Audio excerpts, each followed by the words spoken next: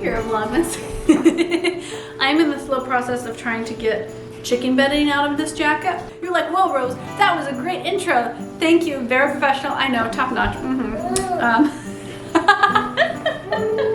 So I thought I would talk about ways that, and I have to deal with this all the time, ways to deal with really difficult family situations at the holidays. So people deal with all sorts of stuff this time of year, right? You deal with in-laws that don't like you, you deal with family members that you don't like, and there's a lot of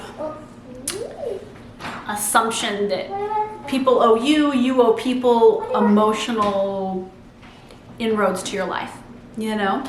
And I've definitely had holidays that were focused solely on that, of like everybody else's emotional needs. I had to make it easy on everybody else, and it always meant that I had to make it more difficult on myself. So I now am a big believer in not doing that, because yeah, it doesn't ruffle feathers except for yours. And I've started to value my feathers more. Is that our feathers matter, you know? Our comfort, our ease this time of year does. The energy that we are accepting into our lives at the holidays really matters. This is the turnover of the year. That's really big and powerful.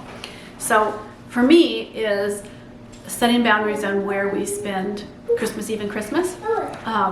Not feeling the need to make trips to places for people, no matter what guilt there is. I always have an open door policy for families. Like, if any family wants to come spend the holidays with us and they need to spend the holidays with, they're feeling lonely or they just want to, people are always welcome, right? You know, like, just give me a half-hour heads up, I'll sweep whatever mess I can in that time, and you're always welcome to. But that my effort and time has to be spent in making memories for our family and for myself, for my life, right? How many Christmases do we get in this life? 80, 90 if we're lucky. How many Christmases as a true adult, you know, what? 60, 50 Christmases maybe? And many of those are spent when your kids are little, where you're really making their Christmases special. So really consider when you're dealing with people that misbehave. And remember that a lot of people, family members in your circle, might be undiagnosed neurodivergent, right? Like, maybe they don't have a filter, maybe they truly don't have the empathy circuits that a lot of people are born with that are neurotypical. But just because that might be the case for your relatives doesn't mean that they get to have an excuse. Oh, did you just make a big mess? That's not very nice, Pear. Let's not do that. Thank you. That you get to give them that excuse out of harming you or lessening your Christmas. So 3 things that I highly recommend are setting aside actual holidays that matter to you as family experiences, where you get to set the boundaries and rules. You have them at your house. Maybe they're just for your family, maybe everybody's invited. Maybe you don't invite everybody, and that's gonna ruffle feathers, but it's gonna keep your feathers smooth and silky and happy. So set boundaries around the holidays you want and decide how you really wanna spend. Second thing you can do is to set aside one holiday party where everybody can be included. Maybe you don't host it, but you just participate on it from the sidelines.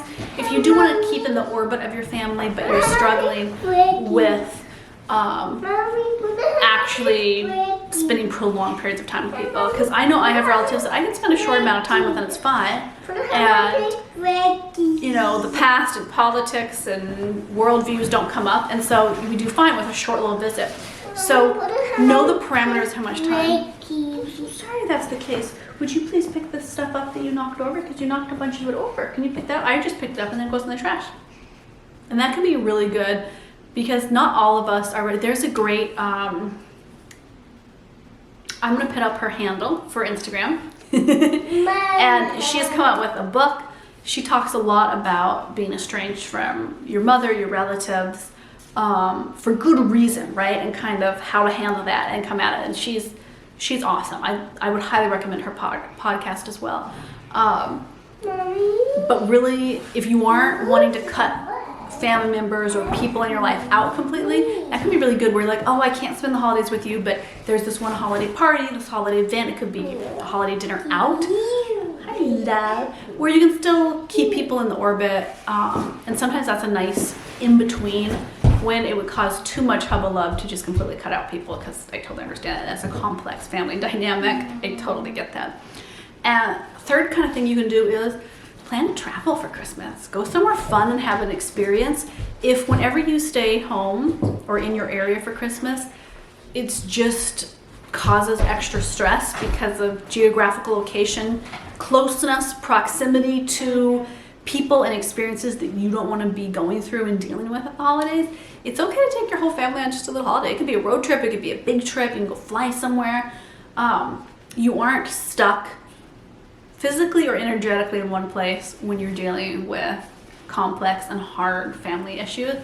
And don't feel like you are, because it's really easy to get trapped in that mindset, and you don't need to be, because it's all good, it'll all work out. I just thought I'll share that because it's something that gets brought up and talked about on Patreon pretty much every year, is that somebody is always having a Christmas that is a little lackluster, and it tends to be because of fear and shame around setting these boundaries and making connections and experiences for yourself and your family. And it's okay to do that. Life is short. Go enjoy your holiday season. Have a good time with it. Be kind, be generous, be loving. Don't be a doormat that then doesn't enjoy the season, whose family doesn't enjoy the season, and whose life then you go, this is funky energy to bring into the year. Bringing good energy, bringing light, a lovely good energy where you're like, oh, this frequency is what I'm jamming with. I like it. Ooh, it's opening me up to all this manifestation. Me like it. That is the vibe you want. I'll see you over on Patreon today, and I'll see you in the next video for Vlogmas tomorrow.